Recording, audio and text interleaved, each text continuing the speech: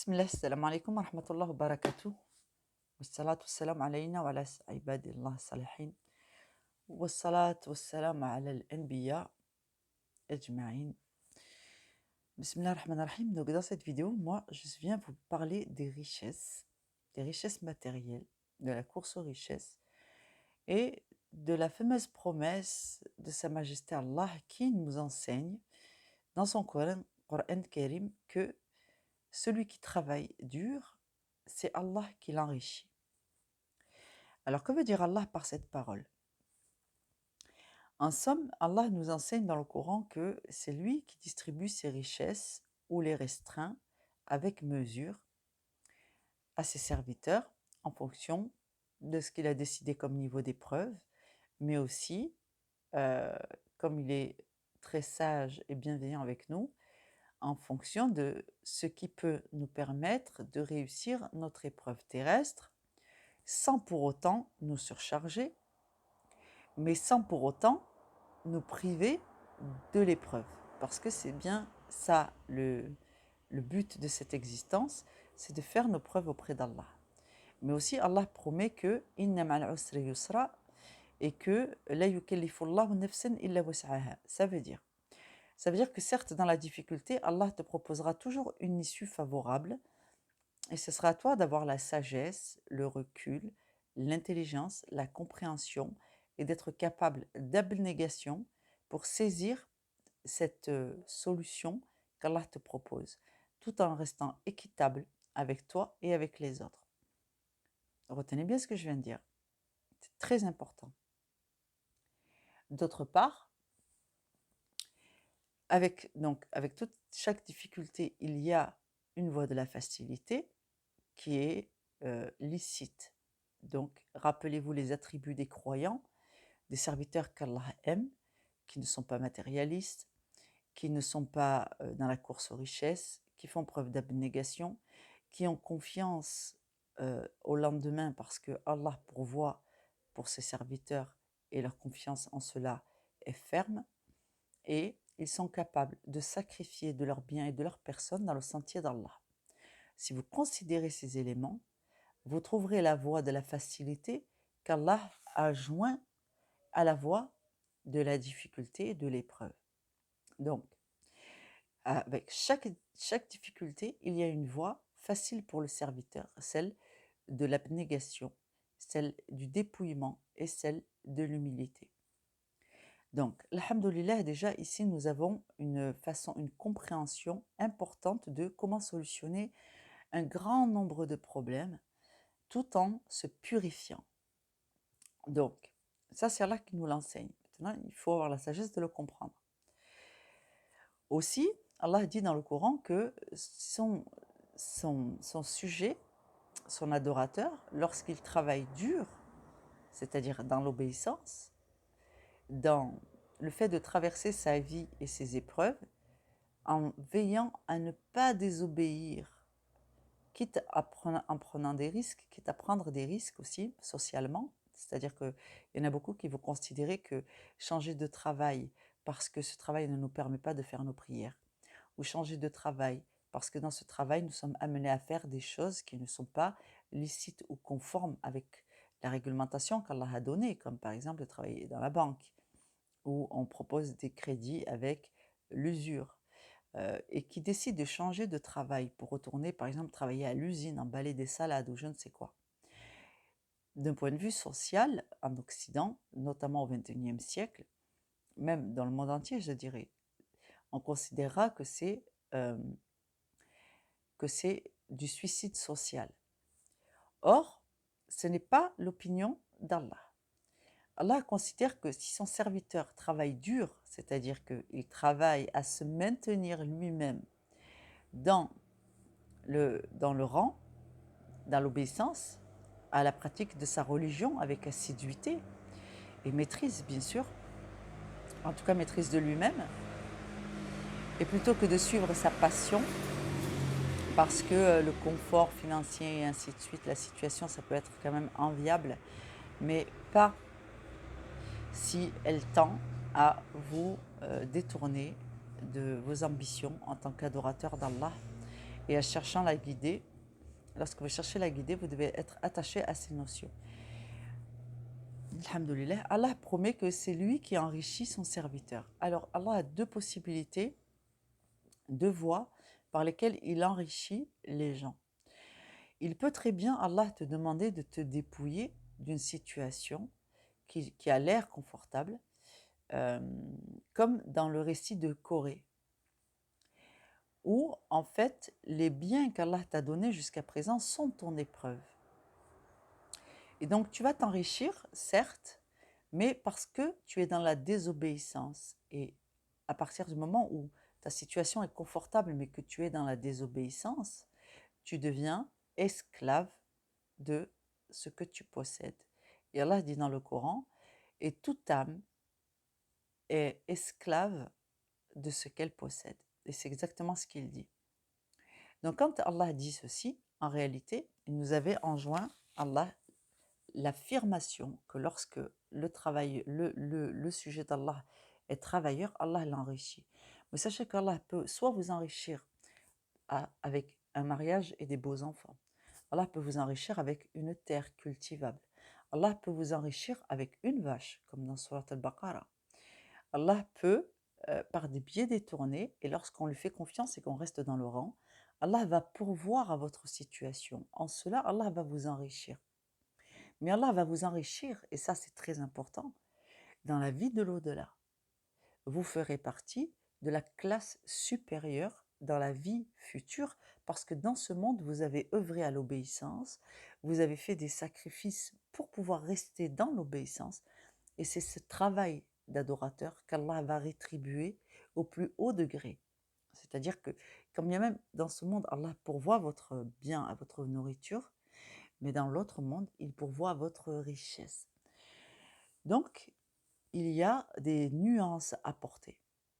Lorsque Allah dit aux serviteurs « N'oublie pas ta part dans ce monde », il nous engage à ne pas oublier notre part d'adoration qui va nous apporter la richesse éternelle dans l'autre monde, avec une situation extrêmement enviable et surtout la garantie de ne plus jamais souffrir, de sortir de l'épreuve et d'être totalement en sécurité.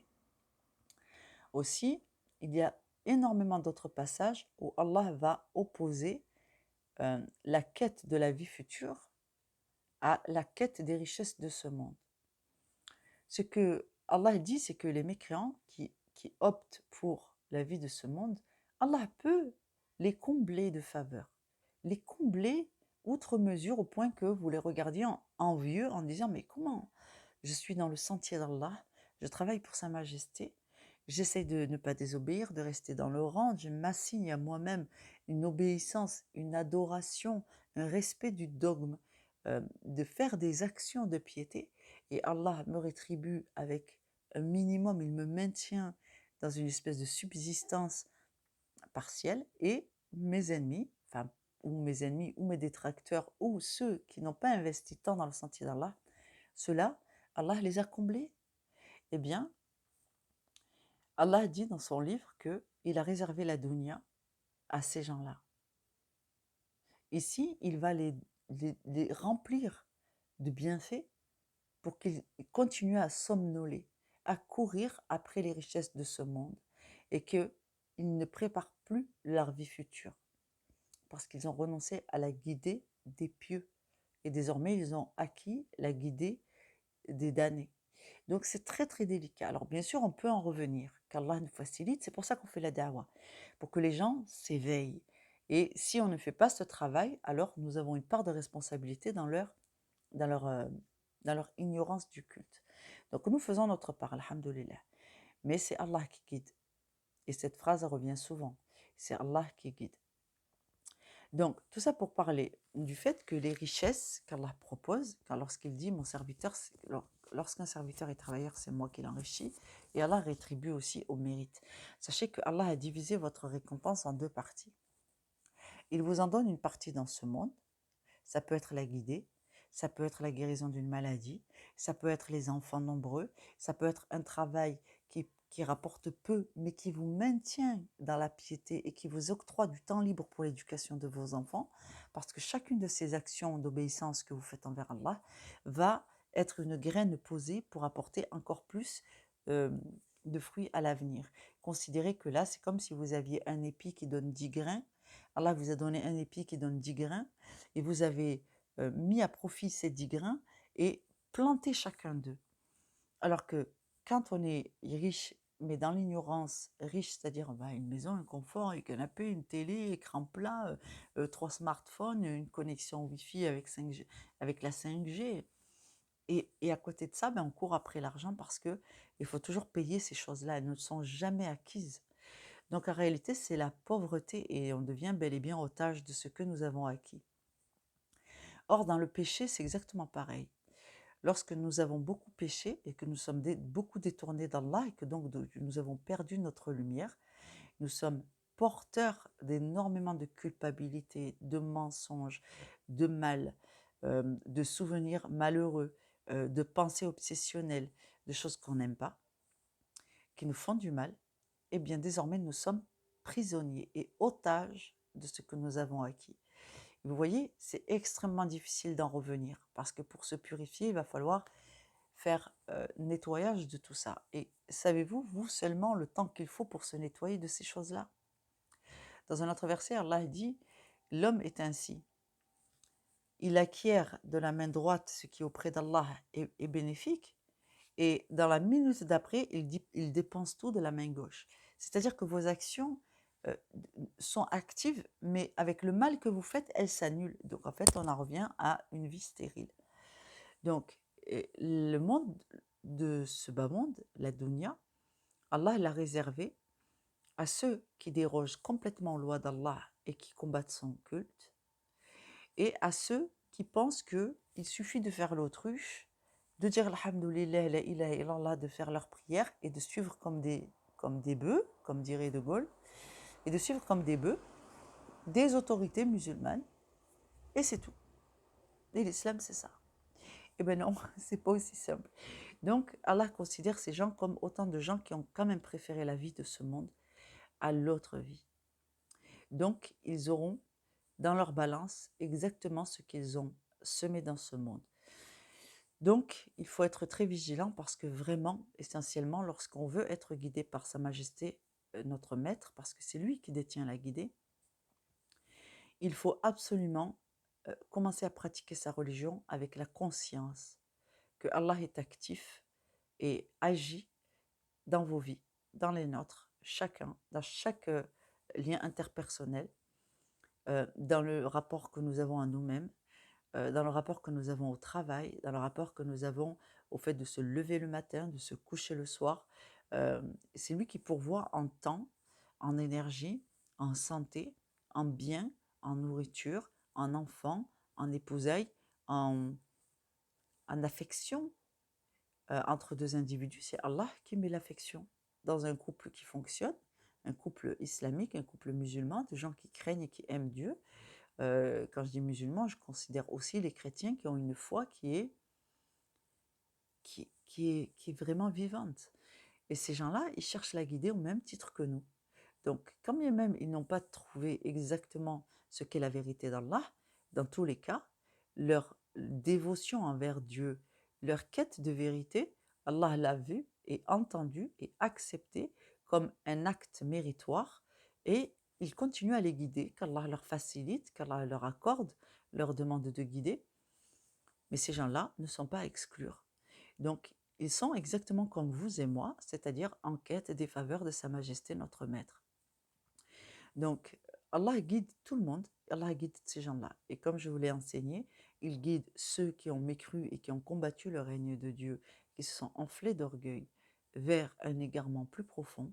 Et il guide ceux qui cherchent la vérité, la richesse intérieure, la connaissance, l'intelligence, l'amour de soi, l'amour des autres, le respect de chacun, le respect de la vie, mais surtout l'amour de vérité, l'amour d'Allah, l'amour de la guidée, la quête de l'agrément de Sa Majesté Allah, l'envie de comprendre son ambition pour l'humanité et son ambition dans son règne, dans son propre règne pour lui-même. Et donc, Quand vous vous évertuez à comprendre toutes ces choses au sujet d'Allah, alors Allah vous les enseigne, ça prend le temps et il va falloir d'abord vous purifier.